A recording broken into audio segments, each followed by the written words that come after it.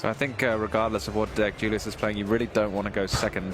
Yes. I guess so. And unfortunately, that's the case. So. All right, that's the OG ones. Yeah, that could have happened. We are not playing Time Wizard. I know that much. Yeah, straight out of 2013. Being like, what? This is not what you're supposed to do. And we are gonna negate that with Infinite Impermanence. I'm not sure if like infantry activate, like it has to activate, it's mandatory, but there are no targets, so I don't know like what it has to do. They were laughing about, but here we do see some of the new support. And here it comes, the biggest sea serpent of them all. I love that.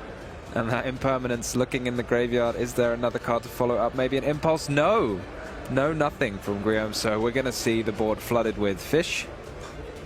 Yeah, that's a crazy card. Legal from back in the day. This is one of those decks that you can play in Time Wizard 2010 as well. Yeah, here today you can see some of the spikes. Unfortunately, did pick up one of the pikes. Usually what you want to summon off is the 3 copies of pike, and then sometimes you see this last random target. In the case of Julius, he decided to go with Goatee to add even another layer of fish or like water monsters to his deck. Yeah, I just want to like show Abyss Shrine to someone like from 2013 or whatever, and just show them this card and be like, yep, you can just summon a Quellicant straight from your deck by discarding a water monster. What do you think of this card? Because there used to be whole decks based around summoning the Quellicant. I think even some are played in Time Wizard 2010. But so it's absolutely crazy.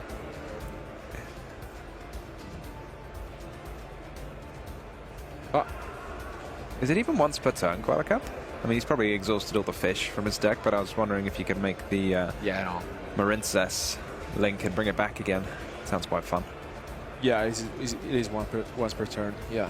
And here comes one of the many, possibly, Bahamut Sharks that we are going to see. We just were witnessing some totally awesome action between you two guys, but now we are back in 2024, and yeah, still the card is as relevant as ever.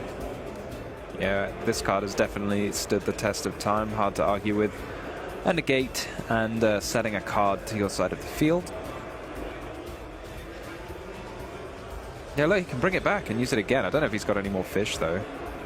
Yeah, unfortunately, that's not going to be the card of choice.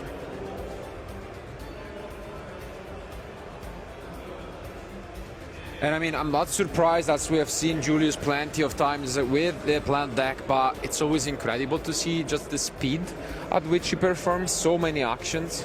You can really tell that he's super comfortable with the deck. Yeah, I mean, he showed us how he piloted the Rika deck incredibly well, and here, once again, we are witnessing how he knows this deck in and out. And we have been discussing this a lot, and I'm really happy to see Mermail back in action at full power, and we're totally awesome once again. You can see he's explaining all the different effects to his opponent now that the Nepta Abyss has come down. Oh, this is a new Neptabis. I was like, where's the Neptabis? But this link is also Neptabis. Homonymous, but yeah, Neptabis is also one of those cards that has really stood the test of time, but that is it. Usually you do open up with even more explosive, but this still can be kind of threatening. The Goatee comes back, and let's see what Guillaume is going to try and do. The Drag Eye, that negates a spell or trap, right? Is that? I think so. Yeah. You have to be... You have to have a water monster in the graveyard, yes, basically, to get the activation. But I mean, tough condition. What does it say if you have like 10? Is that also allowed? This feels like something you ought to negate with the Drag Eye. Yeah, it's the outdraw of the Hollow. Let's see. Ooh, we have the second impulse. One was discarded. And that's a popular card this weekend. Fenrir, we have mentioned it. Kashtira cards are being splashed everywhere. And yeah, Guillaume just found some of the space for a full playset of Fenrirs. That it. Is he running any more Kashtira cards, do you think? Or just the... I don't think so. Last time I checked, but we can check back. No, just plays 3 Fenrir, and that's it. Yeah. which, I mean, we have seen some players playing maybe the 3 Fender with the birth. Yeah, just one unicorn, Yeah. like the other way around, but no, he's just sticking to good old Fenrir. Solid card. And I think there have been players who decided to play Dark Beckoning Basic instead of the Fender, but I think for this weekend we have seen most of our players relying on the Kashtira because in their decks, and things makes a lot of sense.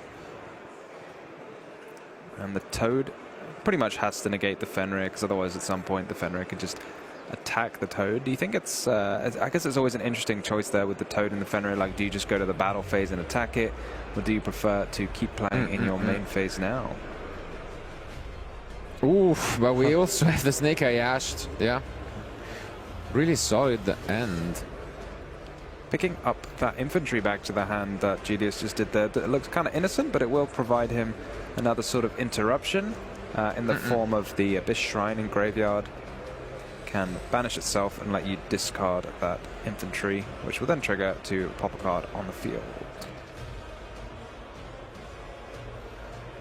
Yeah, he was left with no more cards, but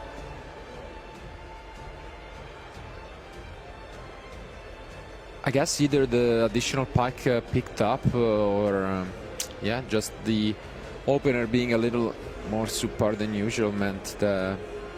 No, I think he's still going here, right? Because he hasn't used Dragite. So the Dragite will be able to check the... Oh no, of course, yeah. Field spell. I just meant usually you see even stronger opener from Mermail through just one impermanence. But I mean, Julius is playing with what he's got, and we see yet another you know, new inclusion straight from the latest supports. No one's searching Abyss Sphere anymore. Sad. Yeah, very sad.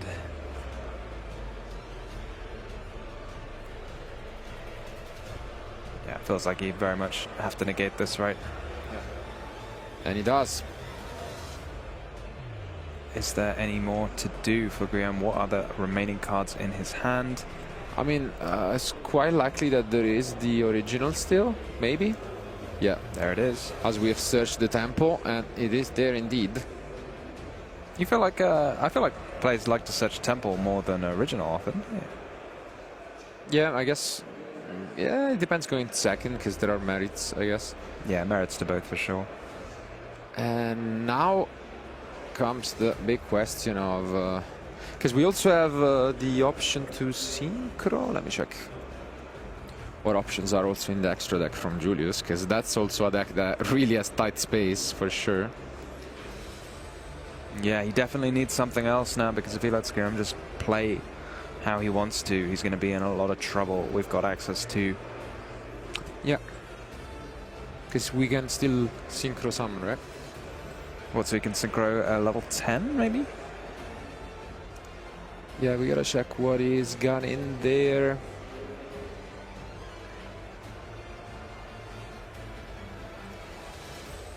Maybe the Deep Beyond? Or That is the I guess one. so. That is the one he has. Does it deal efficiently with this? Yeah, it banishes everything. It banishes everything. Yeah, literally there it is. every card on the field. Yeah, so That's a lot of cards. yeah. I mean, yeah, in this case, it's gonna get rid of some of your own, but it's really good. And yeah, you can see Guillaume maybe not really expecting this. And yeah, Very nice interaction here from Julius. good recognition. Yeah, yeah, it's gonna go to his own, of course. Yep.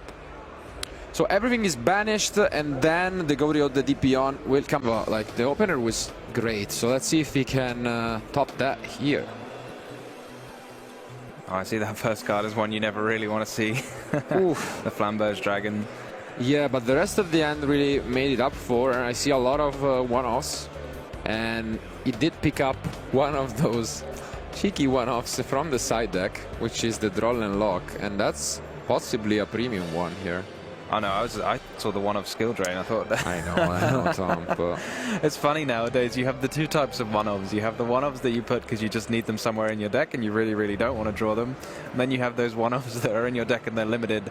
And you really want to you draw really, really want to draw them. But this Witch, well, I suppose the Sinful Spoils wanted presumably a 3 of along with 3 copies of Witch because you really want to see one of those as well. And indeed we have.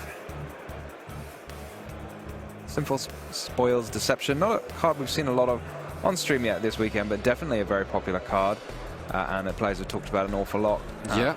I think it's the kind of card people are thinking about how to deal with, picking up cards like Ghost Ogre in popularity or cards like Retaliating Sea, but it seems like an Ash will do just fine. And pass. Yeah, wow. an Ash was enough.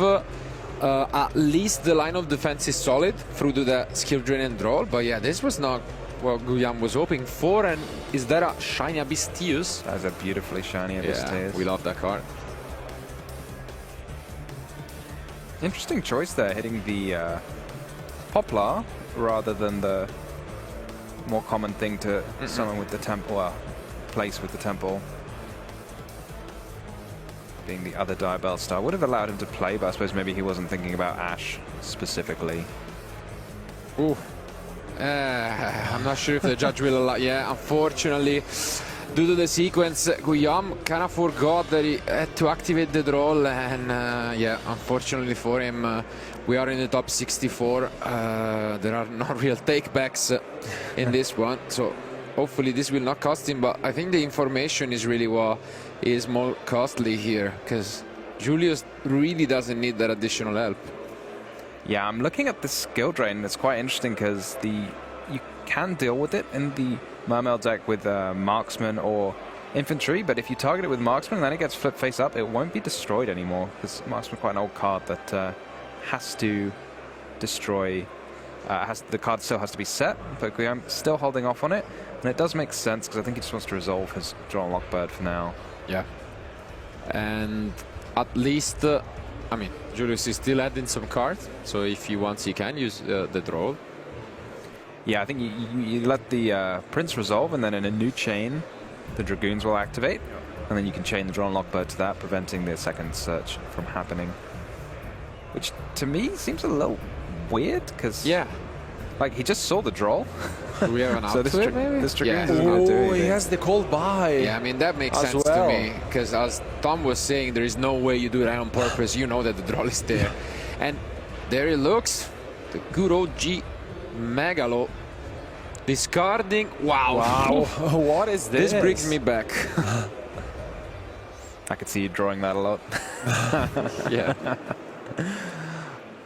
It was a skill drain, right? Yeah. Yeah. Yes, Here we it go. was. And unfortunately for Julius, the way that Guillaume has been preserving it means that, yeah, the infantry cannot get rid of it right now. Yeah. I mean, quite clever, because if he'd flipped it earlier in the turn, the infantry could come down and pop it. But now the infantry's already in the graveyard. Yeah, the thing is, he knew that the Neptabis was going to come out. And the thing is, the Atlanteans, usually you can just pay the cost. And what matters for them is when they are sent as a cost. So skill drain is not that much of an issue, but we're playing 2 infantries. Oh, good. I thought Yeah, the because standard was he 1. Yeah, he sides 1. And Ooh, he plays one in the okay. main deck and sides the second copy. That makes more sense to me. Yeah. Yeah, I've seen mostly 1, but that's big. Because we have not normal summon yet, right?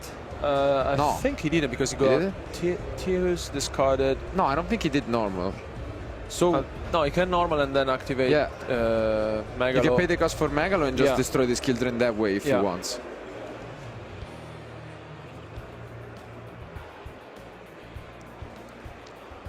An absolutely stellar start for Julius.